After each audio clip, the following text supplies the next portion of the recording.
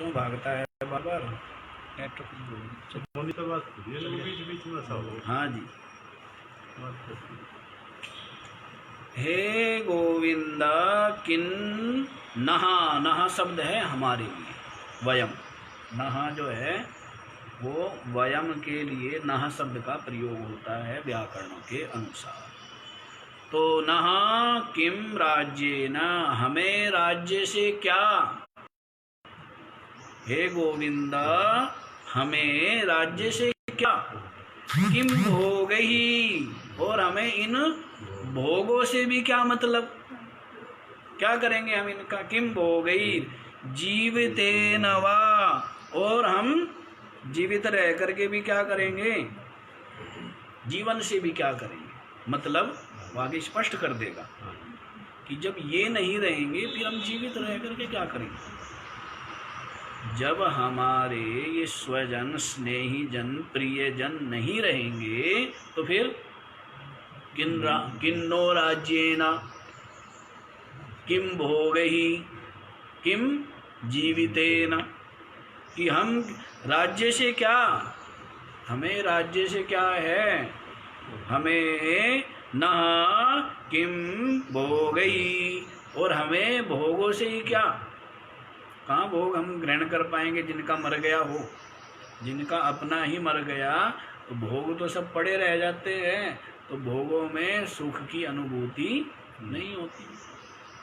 किम जीवितेन वा, और हम जीवन से ही क्या लाभ, जीवन का ही क्या करेंगे, समझ आ गया। हे कृष्ण न कांक्षे विजयम, अहम विजयम न कांक्षे, हम विजय का क्या करेंगे, मैं विजय की आकांक्षा नहीं करता हूँ। न च राज्यम कांक्षे, राज्य की भी आकांक्षा, राज्य को भी नहीं चाहता हूँ।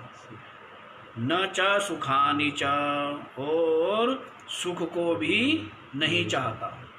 क्यों, किन्नो राज्येन गोविंदा, हे गोविंदा किम नहा, माने हमें राज्य से क्या, भोगों से क्या, और जीवन से भी क्या, क्यों, जिनके आगे बताएगा ही, ये सामर्थ्य कांक्षितम नो राज्यम भोगा सुखानी च, इसी के बाद ही है ना, ये तो आ रहा है। तो क्यों भाई, कोई पूछ सकता है कि तेरे को राज्य भोग जीवन सुख ये क्यों नहीं चाहिए, तो आगे स्पष्ट करता है अर्जुन स्वयं ही, ये सामर्थ्ये कांक्षितम नो, ये सामर्थ्ये कांक्षितम नो राज्यं भोगः सुखानि च, राज्यं भोगः सुखानि च, ता इमेव स्थिता युद्धे,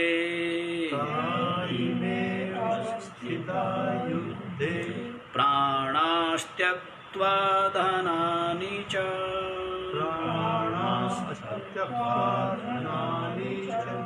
अरे जो हम बोलते हैं वही बोल लिया करो ना, सुना करो इसलिए।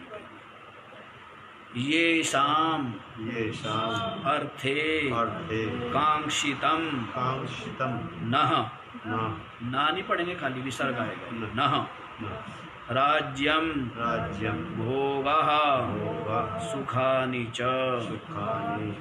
ते इमे अवस्थिता युद्धे प्राणः त्यक्त्वा, प्राणान् त्यक्त्वा धनानि च,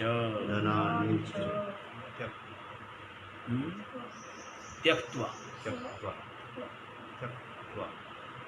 ये शाम माने जिनके लिए, अर्थे, ये शाम माने जिनके, अर्थे माने लिए, जिनके लिए, नह माने हम, कांक्षितम राज्यम भोगा सुखानि च कांक्षितम, जिनके लिए, नह माने हम, राज्य भोग और सुख, कांक्षितम माने चाहते,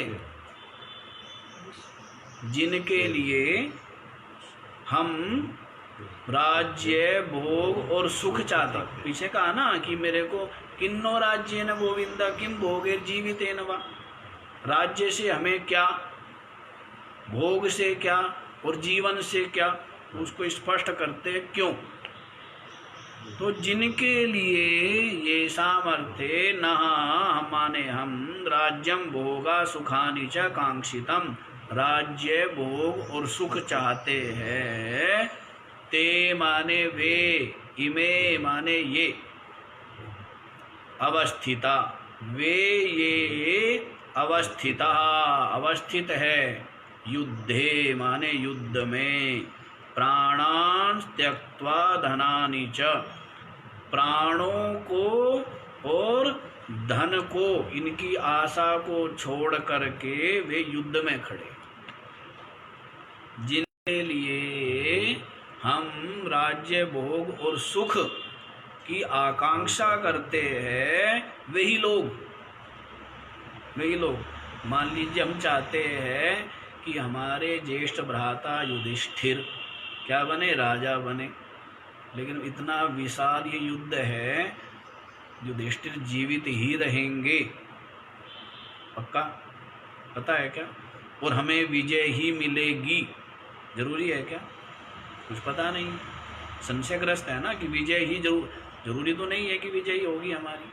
तो इसीलिए अर्जुन ये कहता है कि जिनके लिए हम राज्य भोग सुख चाहते हैं, ते इमे वे ये युद्धे अवस्थिता, सबके सब क्या है, और अभिमन्यु आदि, अभिमन्यु और द्रौपदी के पुत्र जो भाई आगे हमारे क्या करेंगे, राज्य को संभालेंगे, हमारे यश प्रतिष्ठा को बढ़ाएंगे, वे भी युद्ध में के मैदान में हैं, और जीवित ना रहे तो वो भी मर सकते हैं, और मरी गया, और मरी तो गए, मरी गया क्या, मरी गए हैं, सारे के सारे ही खत्म। वो तो जैसे बच गया अभिमन्यु पुत्र, वो भी गर्भ में था उत्तरा के, परीक्षित तो गर्भ में था, इसीलिए इनकी कौरव पांडवों की वंश परंपरा चल गई, नहीं तो जय श्री राम हो गई थी। हाँ जी, हाँ वो तो मार ही दिया था, वो तो रक्षण किया ही है भगवान श्री कृष्ण ने। तो ते इमे युद्धे अवस्थिता, वे सब के सब क्या है, युद्ध में खड़े हुए हैं, प्राणांश त्यक्त्वा धनानि च, धन को और प्राणों को की आशा को त्याग करके, धन और प्राणों को छोड़कर कहाँ खड़े हैं, सामने खड़े हैं युद्ध के मैदान। तो इसीलिए राज्य और भोग और जीवन का हम लोग क्या करेंगे, ठीक है, तो आज इतना ही रखा जाए, समय तो हो गया है, तो आगे का विचार कल करेंगे। लेकिन ये देखो कितना सुंदर चिंतन है, बड़ा युक्ति युक्त है। जब हमने गीता जी को पढ़ा शुरू में, तो हमें लगता है यदि स्थूल दृष्टि से देखे तो अर्जुन बिल्कुल युक्ति संगत बात बोले, जितनी भी बातें बोलेगा युक्ति संगत है स्थूल दृष्टि से देखने, पर विचार दृष्टि से देखें तो इन सारी बातों का मूल में क्या है, मोह। इन सभी बातों के मूल में क्या है, मोह है। तो मोह के कारण से जड़ गलत होगी ना, ये सब गलत है। तो मोह के, जबकि युक्ति युक्त लगेगी, जो जो बात उसने कही वो बात युक्ति युक्त भी है, वो सब बातें हुई भी, वो सब की सब बातें हुई।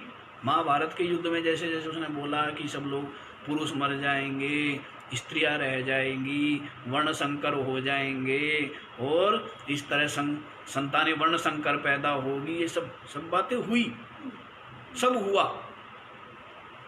तो अर्जुन ने जो बोला बिल्कुल यथार्थ बोला है, पर है जी, हाँ विषाद।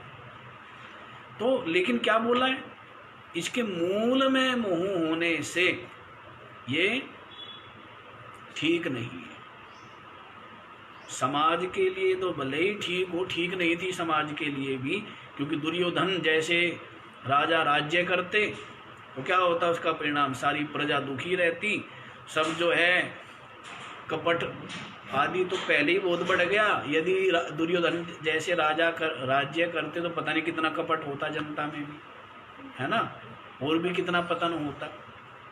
तो इसलिए ये सब बातें युक्ति युक्त दिखते हुए होते हुए भी संपूर्ण रूप से युक्ति युक्त नहीं।